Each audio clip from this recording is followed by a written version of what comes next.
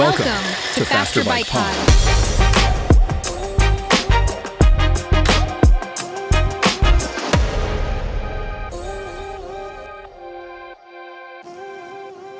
Welcome to the Faster Bike Pod, the audio companion to the Faster Bike blog. This is episode 3, and we are finally launching our most requested topic, cycling aerodynamics. We're kicking off the first part of a three-part series. A whole trilogy focused entirely on the physics of speed. And if you ride a bike, this conversation it's basically everything. I mean, it determines up to 90% of your performance, period. For so many of us, aerodynamics, or aero, is this expensive, confusing black box. You know, you buy a deep dish wheel set or a fancy helmet, and you just hope it works. Today, we want to strip away the hope and replace it with some hard science. Our mission in this episode is foundational, to explain the physics of drag and, maybe more importantly, why the penalty for going fast is so incredibly steep. And we should probably start with the central statistic, the number that drives every single cycling engineer absolutely crazy. Okay, let's hear it. When you are on flat or rolling terrain, so not climbing a steep hill, a truly staggering 70 to 90% of your power output is dedicated to one thing: conquering air resistance. 70 to 90%. Not rolling resistance, not gravity, the air. Wow. So if you ever needed proof that air is basically a wall you have to push through, there it is. That number explains why every marginal game is so obsessively analyzed by the pros. Exactly. And because it's such a huge topic, we need to set the stage for the whole trilogy. Today is all about that physics foundation. Right. And then in part 2, that's where we get into the assessment challenge. We'll be talking about wind tunnels, computational fluid dynamics. And the myths versus the realities of trying to measure this stuff in the real world. And then in part 3, we get tactical. Yeah, gear choices, where to spend your money for the biggest aero gains, and of course, drafting strategies to make the most of all this knowledge. But first things first, let's define the enemy. Sounds good. So when you push on the pedals, you create forward momentum. But what are the forces that are actively trying to, drag you back to a stop? We call them the counterforces. And based on research from places like Training Peaks, there are really 3 primary forces working against you. Okay, number 1, the one we all understand, is gravity. Right. It's always pulling you toward the ground. Now, unless you're climbing a mountain, it feels less relevant, but it's always a factor. Then you've got rolling resistance. Yep, that's the energy you lose as your tires deform against the road. It's a key reason why things like tire pressure and modern rubber compounds have made cyclists so much faster. Okay, so rolling resistance and gravity, both manageable. But the third one, that's the big one. That's the one, aerodynamic drag. And the numbers don't lie. If you're riding at, say, 35 kilometers an hour, gravity and rolling resistance might account for maybe 10 to 30% of your effort combined. And aerodynamic drag is just everything else. It absorbs everything else. It is the chief antagonist, and it's the single biggest variable we can change outside of just producing more power. So the goal is clear. Understand the physics of drag so we can adapt our position, our equipment, and minimize that 70 to 90% penalty. Exactly. All right, let's get into the hard science. When we talk about aerodynamic drag, there's a classic physics formula that defines it. Now, we don't need to get into the weeds of the whole equation, but understanding its 3 core parts is key. Think of it this way. The total drag force you feel depends on 3 things. First, how well you cut through the air, which we call CDA. Okay, CDA. Second, how thick that air is, which is air density. And third, and this is the most painful one, how fast you're going. Okay, let's start with that first one, CDA, the coefficient of drag area. What exactly is that? So CDA is sort of the ultimate measure of aerodynamic efficiency for the whole system, you and your bike together. It actually combines 2 things. The A is your frontal area. How big of a hole you're punching in the wind? Pretty much. And the CD is the coefficient of drag. That's a measure of how efficiently your shape slices through the air. So a big upright rider has a huge A and a terrible CD, so their CDA is high. Precisely.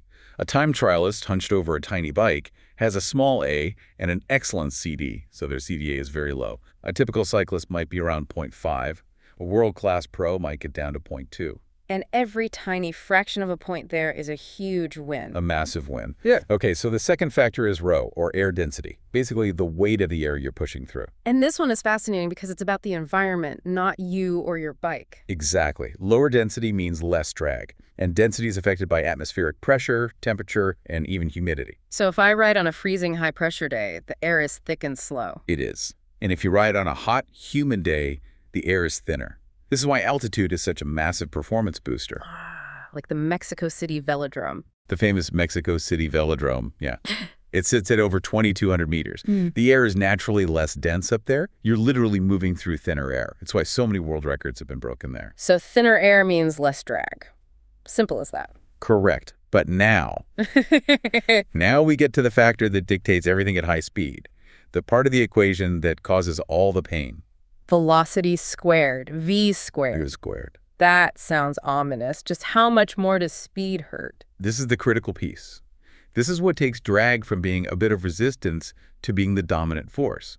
Because velocity is squared, if you double your speed, your drag increases fourfold. 4 times, not double. 4 times.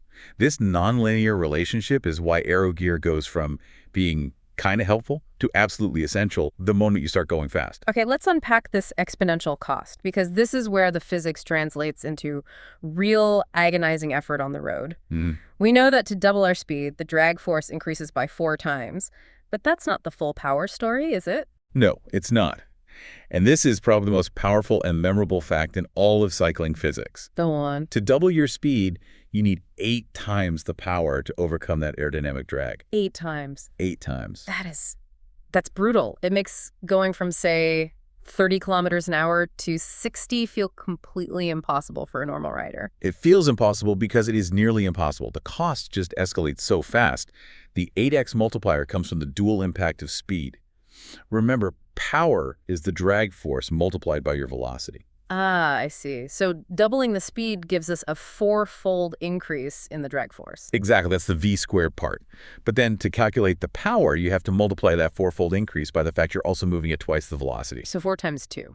8. 8. You're hitting twice as many air molecules, twice as hard, and you have to sustain that rate of motion or just spiral. Which is why a tiny 1% aero gain can feel like a 5% gain in fitness when you're really flying. The source material has a fantastic, relatable example using power numbers.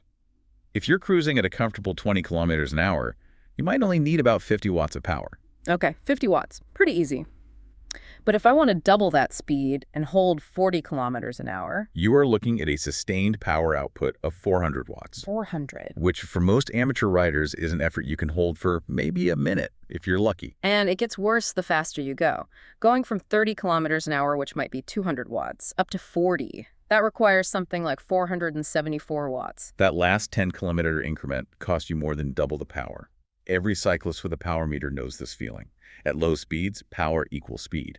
But once you hit 35, 40 kilometers, or the air just slams the door shut. So, okay, that explains the why. Now let's talk about the what. What is drag, really? We tend to just picture pushing air out of the way in front of us. And that's a common but overly simplified model. Aerodynamic drag is actually made of 2 distinct things: pressure drag and friction drag. And pressure drag is the big one. Tell us how that works. As we move, we compress the air in front of us. That creates a zone of high pressure. That's the pushing you feel. Okay. And then the air flows around you. Right. And it tries to fill the void behind you.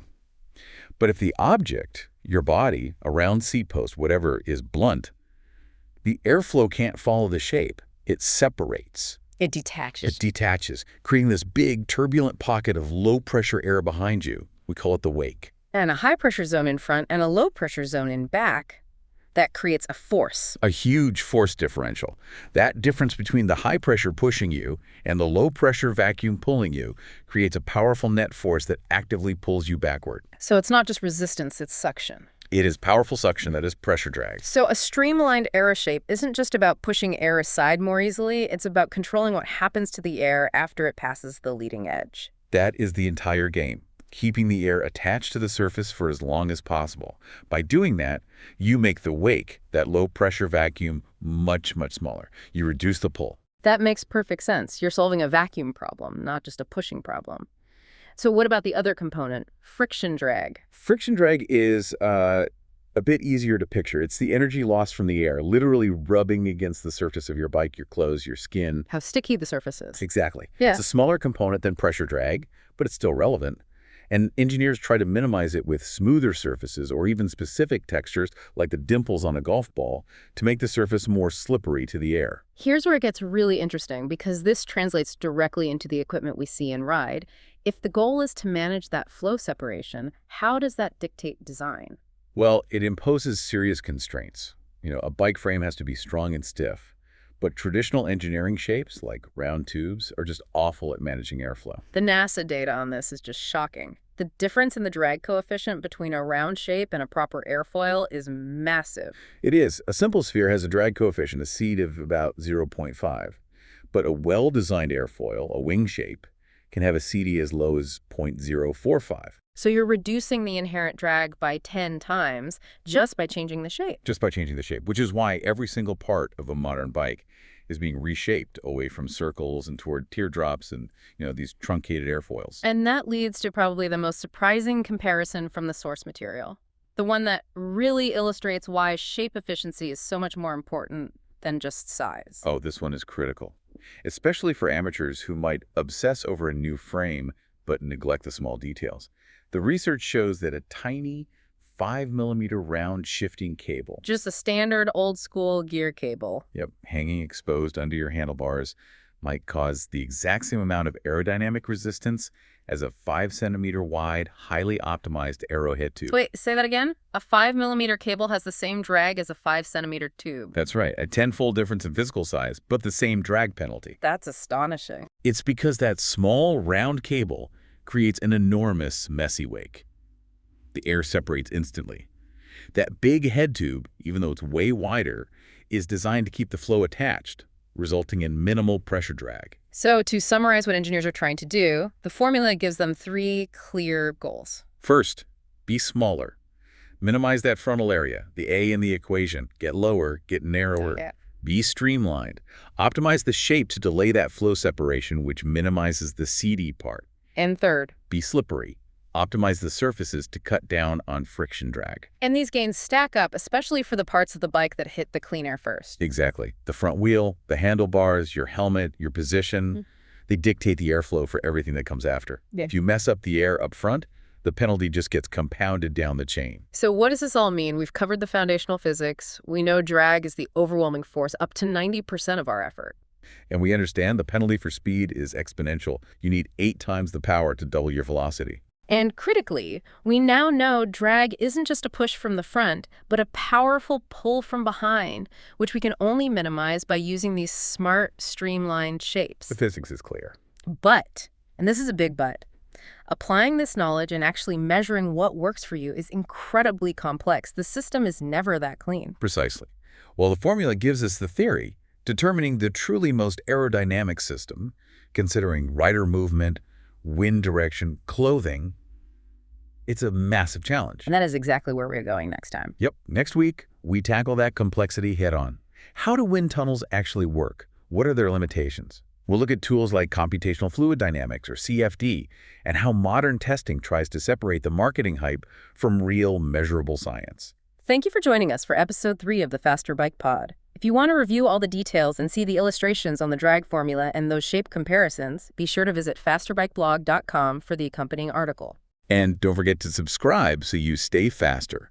Join us for part 2 of our aerodynamics trilogy, where we will dive into aerodynamics in cycling, wind tunnel myths, and real-world reality. Accelerate your ride. Until next time.